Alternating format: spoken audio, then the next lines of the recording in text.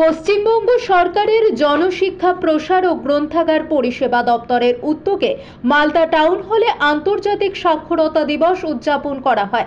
চারাগাছে জল ঢেলে অনুষ্ঠানের সূচনা করা হয়। এই উপলক্ষে বিশেষ চাহিদা সম্পন্ন শিশুদের ট্রাইসাইকেল, শিক্ষা সামগ্রী সহ বিভিন্ন উপকরণ প্রদান করা হয়।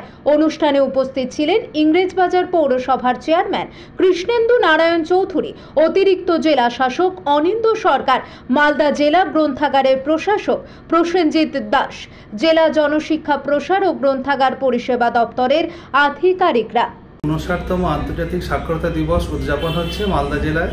আমাদের জেলা জনশিক্ষা প্রসার বিভাগের আয়োজনে এবং জেলা প্রশাসনের সহযোগিতায় আমাদের এখানে 59তম আন্তর্জাতিক সাক্ষরতা দিবস পালন করছে। আপনারা দেখছেন আমাদের সমস্ত বিভিন্ন বিশেষভাবে সক্ষম যারা ছাত্রছাত্রী আছে তাদেরকে নিয়ে এবং যারা আমাদের এখানে প্রাথমিক উচ্চ বিদ্যালয় যেগুলো আছে, সেকেন্ডারি, হায়ার সেকেন্ডারি, তাদের সমস্ত ছাত্রছাত্রী এবং শিক্ষক শিক্ষিকাদের নিয়ে আমাদের এই একটা অনুষ্ঠান পালন করা হচ্ছে। মূলত কী দেওয়া হচ্ছে সবকে?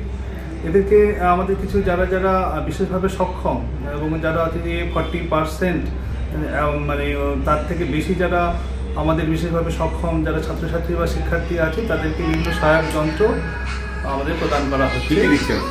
আমরা দিচ্ছি যে স্মার্ট কেন, যে আগে আমাদের কেন হতো যেখানে যদি কোনো ডিজিটাল এফেক্ট থাকতো না এবং সেখানে যদি ওরা বুঝতে পারতো না অনেক ক্ষেত্রে, সেখান থেকে আগে থেকে ওরা জানতে পারবে যে সামনে কোনো বাধা আছে কিনা সেই সমস্ত ব্লাইন্ড বাচ্চাদের। এছাড়া হচ্ছে যে আমাদের ট্রাইসাইকেল, তারপরে যদি আমাদের এইসবই দেওয়া হয়েছে।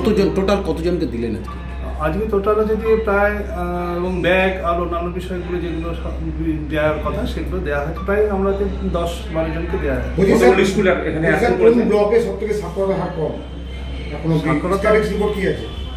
সাক্ষরতার হার কম এভাবে এখন বলা সম্ভব নয়, কারণ হচ্ছে 2011 সালে একটা সেন্সাস হয়েছিল, তারপর তো এখন সেন্সাস হয়নি।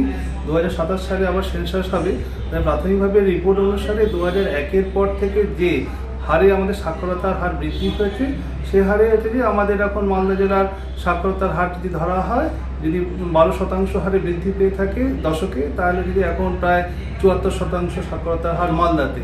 আবার আপনি যেটা বলি যে ব্লক ভিত্তিক হইতে, তার ব্লকে তো আলাদা করে আমাদের সেন্সাস হয়নি, তো সুতরাং তাও আমাদের স্বাভাবিক পরিসংখ্যানের ভিত্তিতে বামনগলা বা হবিপুর এই ব্লকগুলোতে একটু আমাদের সাক্ষরতার হার কম আছে।